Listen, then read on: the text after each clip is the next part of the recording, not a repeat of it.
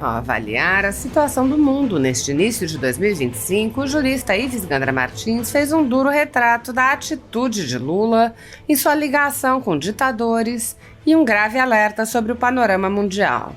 O jurista explicou que Lula vem decidindo se alinhar com ditadores pelo mundo, dizendo: o Brasil, a esta altura, fez uma opção, desse governo, não é dos brasileiros, de ficar mais vinculado às ditaduras da Rússia, da China, do chamado Sul Global, do Irã, e, enfim, não demonstrando muita simpatia pelos Estados Unidos. Gandra apontou que Trump tem preocupações com um país da dimensão do Brasil na América Latina, com essa aproximação das ditaduras, a que o presidente Lula se sente mais ligado do que as democracias do Ocidente, e disse: nós vamos ter problemas com o relacionamento com o presidente Trump. O jurista alertou: o presidente Lula tem que pensar. Ele não é presidente de um partido de esquerda favorável aos esquerdistas que dominam essas ditaduras. Ele é presidente do Brasil. Foi eleito e o seu partido é um partido pequeno. De 5.571 prefeituras, tem 252 apenas, número ridículo para o partido do presidente. E ele governa com uma coligação de partidos. E ele é presidente do Brasil. Não é para ser dos radicais que pretendem que o Brasil siga as ditaduras, principalmente sob o comando da China. E ele teria que pensar um pouco, porque a união com os países ocidentais da Europa e com os Estados Unidos me parece fundamental, porque nós somos uma nação ocidental. Não somos uma nação de esquerda, do Oriente, em que efetivamente o domínio maior é da China, o segundo PIB do mundo. Ives Gandra Martins ponderou que há uma crise também no Ocidente, em que Trump deve priorizar os interesses dos americanos e a Europa tem graves problemas com agitações políticas na Alemanha e na França e com a continuidade da guerra na Ucrânia. Ele lembrou ainda as crises no Oriente, onde Israel vive uma guerra pela sobrevivência. Ives Gandra Martins disse: então, o mundo ainda está em tensão, e como há potências nucleares nesse choque, sempre há preocupação se um louco, num determinado momento, fizer um erro, se nós não estaríamos perante algo que o mundo inteiro não deseja. O jurista apontou: nós estamos um pouco distantes desse polo de tensão, mas fazendo, a meu ver, a opção errada. Se é para ficar neutro, nem com um lado, nem com o outro. Mas se é para adotar, é melhor adotar o Ocidente que o Oriente. Ives Gandra Martins disse: desejamos que tenhamos paz, mas eu me preocupo porque as nações que estão nesses choques no mundo inteiro parecem não dar nenhuma demonstração de pretenderem reduzir a pressão, ou de conquista de terras como a Rússia, ou aquelas que pretendem destruir um Estado que, por ser pequeno, luta desesperadamente pela sobrevivência. Os arroubos da China contra Taiwan e da Coreia do Norte contra a Coreia do Sul, e a Coreia do Norte, que é uma ditadura de um cidadão que seguiu a ditadura de seu pai e que agora é exportador de homens, para que os russos não morram em batalhas e morram os soldados da Coreia do Norte. Enfim, esse é o mundo que teremos em 2025. Desejo paz no mundo inteiro, mas confesso, como alguém que nasceu antes da Segunda Guerra Mundial, viu a Segunda Guerra Mundial e viu conflitos pelo mundo, sou um cidadão que deseja paz, mas sente que talvez não seja tão fácil de obter. Ele relembrou a primeira frase de seu livro: o homem é um ser pacífico que nunca viveu em paz. Uma rápida mensagem e análise do que nós vamos ver em 2025 no mundo. O Brasil, a essa altura, fez uma opção desse governo, que é dos brasileiros, ficavam mais vinculados às ditaduras da Rússia, da China, do chamado Sul Global, do Irã, e, enfim, não demonstrando muita simpatia pelos Estados Unidos, que, por outro lado, também o futuro presidente Trump tem preocupações em países da dimensão do Brasil, na América Latina, enfim, com essa aproximação das ditaduras a que o presidente Lula se sente mais ligado do que as democracias do Ocidente. Nós vamos ter problemas no relacionamento com o presidente Trump. Eu acho que o Brasil, o presidente Lula tem que pensar, ele não é presidente de um partido de esquerda favorável aos esquerdistas que dominam essas ditaduras. Ele é presidente do Brasil. Foi eleito, o seu partido é um partido pequeno. Dos 5.571 prefeituras, tem 252 apenas. Número ridículo, o partido do presidente. Ele governa com uma coligação de partidos.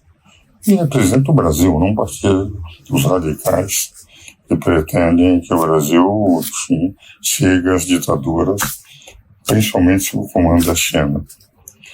E teria que pensar um pouco, porque a união com os países ocidentais da Europa e com os Estados Unidos me parece fundamental, porque nós somos uma nação ocidental, nós somos uma nação de esquerda do Oriente, em que efetivamente o domínio maior é da China, o segundo PIB do mundo. Mas também o Ocidente vive crises. Nós teremos o presidente Trump, um homem favorável à liberdade econômica, deverá dar um impulso na economia americana, mas haverá uma tendência, quase uma tendência que levou o Wilson a fracassar até a Sociedade das Nações depois da Primeira Guerra Mundial, e os americanos para os americanos, a América para os americanos. O que vale dizer é capaz de termos um sistema de maior proteção na economia americana, o que poderá prejudicar também o livre comércio. E a Europa hoje está fragmentada. Dois dos mais importantes países da Europa vivem crises políticas intensas. Nós temos a França e a Alemanha, indiscutivelmente com crises políticas. Por outro lado, a guerra da Ucrânia, cada vez mais frágil perante uma Rússia que está esgotada financeiramente, porque pensava ganhar uma guerra em uma semana e está há 2 anos e pouco para conquistar parte do território da Ucrânia, uma guerra praticamente sem solução. Se ele for posto para fora da Ucrânia, ele cai, o Putin, e se ele ficar com parte da Ucrânia por causa da sua guerra de conquista, será uma derrota da OTAN. O povo ucraniano é o que mais sofre com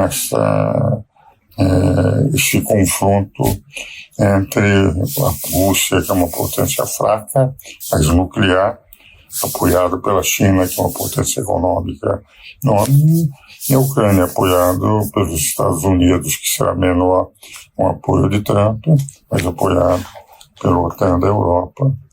E vamos à crise que também não está solucionada no Oriente Médio, com as brigas entre os árabes e Israel. Israel pode ganhar todas as batalhas, perder um desaparece do mapa. São 5 milhões de israelenses contra 300 milhões de árabes. Então os senhores percebem que é uma luta de sobrevivência, não para os países árabes, porque eles continuarão sempre. Mas já é uma luta de sobrevivência que leva a uma permanente tensão lá. A Coreia do Norte exportando soldados, armamentos, porque tem como forças armadas, apesar de ter 12% da população brasileira, 4 vezes mais forças armadas que o Brasil, mais homens e mulheres nas forças armadas que o Brasil, exportando no seu país, que é uma ditadura severa, sangrenta, exportando homens para auxiliar a Rússia, em que os russos começam a resistir a ir para a guerra, mas estão utilizando agora os norte-coreanos nessa luta contra a Ucrânia. Então o mundo ainda está em tensão e como há potências nucleares desse choque, sempre há preocupação. Se um louco, num determinado momento, não fizer um erro, se nós não estaríamos perante algo que o mundo inteiro não deseja. Nós estamos um pouco distantes desse polo de tensão, mas fazendo, a meu ver, a opção errada. Se é para ficar neutro, nem com um lado nem com o outro. Mas se é para adotar, é melhor adotar o Ocidente que o Oriente. Então nós estamos aí, um 2025 intrigante, preocupante em 2025, que poderá, enfim, gerar paz entre as nações, ou infelizmente a tensão irá ditar ordem, que os conflitos venham a se multiplicar. Desejamos que tenhamos paz, mas eu me preocupo, porque as nações estão nesses choques no mundo inteiro, parece não dar nenhuma demonstração de pretenderem reduzir a pressão ou de conquista de terras como a Rússia, ou aquelas que pretendem destruir um Estado que, por ser pequeno, luta desesperadamente pela sobrevivência, os arroubos, a China contra Taiwan, a Coreia do Norte contra a Coreia do Sul, e a Coreia do Norte, que é uma ditadura de um cidadão que, enfim, seguiu a ditadura de seu pai e que agora é exportador de homens para que russos não morram em batalhas, mas morram os coreanos, que são os soldados da Coreia do Norte. Enfim, esse é o mundo que teremos em 2025. Desejo paz para o mundo inteiro. Mas confesso, como alguém que nasceu antes da Segunda Guerra Mundial, viu a Segunda Guerra Mundial e viu conflitos pelo mundo durante todo esse período, e sou um cidadão que deseja paz, mas sente que talvez não esteja tão fácil de obter como todos nós no mundo desejaríamos. Me lembro a primeira frase do meu livro prefaciado pelo Roberto Campos, em 71, chamado Desenvolvimento Econômico e Segurança Nacional, Teoria do Limite Crítico. Comecei o livro da seguinte forma: o homem é um ser pacífico que nunca viveu em paz. Muitos brasileiros estão vivendo sob o jugo de uma ditadura em que seus direitos e garantias fundamentais estão sendo desrespeitados. O país tem presos políticos, tribunais de exceção e pessoas, jornais e sites censurados. A renda da Folha Política e também de outros canais e sites conservadores está sendo confiscada a mando do ministro Luiz Felipe Salomão, ex-corregedor do Tribunal Superior Eleitoral, em uma decisão que recebeu o respaldo dos ministros Luiz Roberto Barroso, Alexandre de Moraes e Edson Fachin. Toda a renda de mais de 20 meses do nosso trabalho é retida sem qualquer justificativa jurídica.